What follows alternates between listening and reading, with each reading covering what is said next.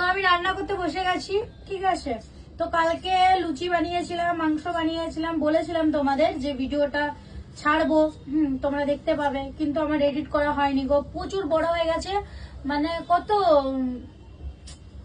30-40 মিনিটের বড় হয়েছিল, কেটে কেটে 9 মিনিট 19 সেকেন্ডের করলাম। আরো কাটবো, আরো ছোট করব, তো ওই জন্য ওই ভিডিওটা আপলোড করতে পারিনি। আজকে আবার ভিডিও করছি, প্রচুর প্রচুর গ্যালারিতে এত ভিডিও জমে গেছে যে কি আর বলবো, সব আস্তে আস্তে আপলোড করবো। তো এখন রান্না করতে বসেছি, এই যে আলু ছুলছি। আজকে রান্না হবে আলু সিদ্ধ আর ডিম সিদ্ধ মাখা আর মার ভাত, আর কিছু করতে পারবো না, কারণ আমার পরীক্ষা আছে 2:30টার সময়, আর এখন বাজে 1:45 বেজে গেছে।